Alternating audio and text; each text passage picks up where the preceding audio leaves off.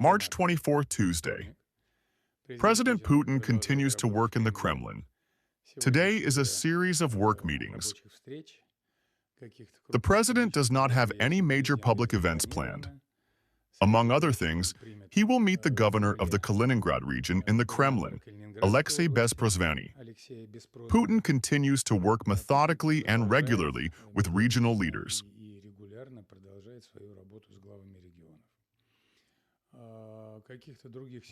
There are no other major public events today. Here is my concise message for you today. What questions do you have?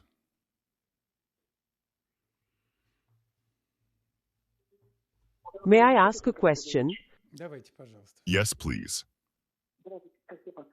Thank you. Recently, in the Ukrainian Central Committee, the presidential elections were practically excluded. In 2026, the development of the law on elections was extended to the end of May.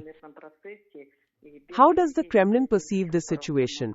Without the presidential elections in Ukraine, is it possible to have any long-term agreements? Thank you. We have repeatedly pointed out the legal inconsistencies with the Constitution of Ukraine, and so on and so forth. If I'm not mistaken, there was no official cancellation of the elections. This is rather a matter of opinion. Of course, this issue is still relevant. And of course, the Ukrainian Kyiv regime will have to deal with the issue of legitimizing the extension of the term of office of the head of state, the head of the regime in this case. Anything else? Украинскому киевскому режиму предстоит определиться вот с вопросом легитимизации продолжения срока полномочий главы государства, главы режима в данном случае. Еще, пожалуйста. Thank you. Yes, please. Reuters reports that the government has postponed the change in the budget rule due to the rise in oil prices. We see that the ruble is already reacting. Can the Kremlin confirm that the reform of the budget rule has been put on hold? This is the prerogative of the government. These issues are also discussed at meetings on economic issues involving the head of state. These issues are now being worked on. Thank you. Yes, please.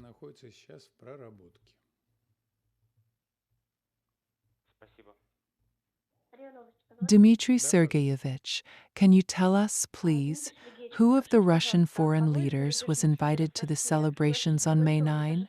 And how wide will the foreign representatives be this year?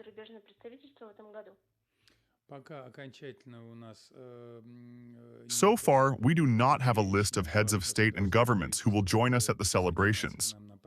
You know that traditionally, we will be happy to see the widest circle of our friends from friendly countries at the celebrations in Moscow on May 9th.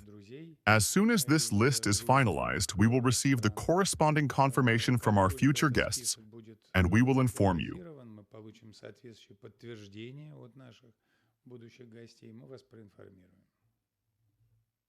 Thank you very much. You are welcome. Anything else? Dmitry Sergeyevich, Reuters, may I? Yes, please. Thank you. Tonight, there were reports that Israel allegedly struck ships that allegedly transported Russian weapons to Iran in the Caspian Sea. Do you know anything about this? Can you confirm such reports? And how would Russia perceive the escalation of the situation in the Caspian region? It would perceive it extremely negatively. This is the first thing. But as for these specific reports, we have not heard them. To be honest, I do not have any information on this matter.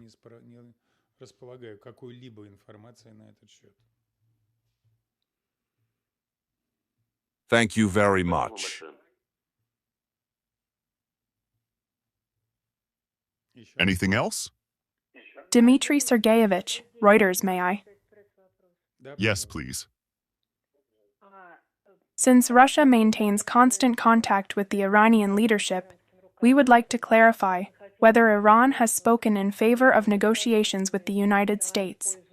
There are some very contradictory messages that there are negotiations or not.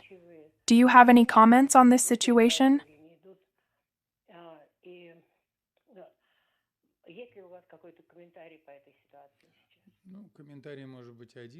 Well, there can be only one comment. We, as well as you, record a whole set of contradictory statements from all sides. Some contradict others. And we do not know what the situation is really like. As for Iran's openness to peace talks, Iran has confirmed this in practice. And, in fact, up to the last minute, up to the start of the hostilities, up to the moment of the first strike on Iran, Tehran remained open to the continuation of negotiations. And, in fact, these negotiations were quite successful. This is what we know and what the whole world knows.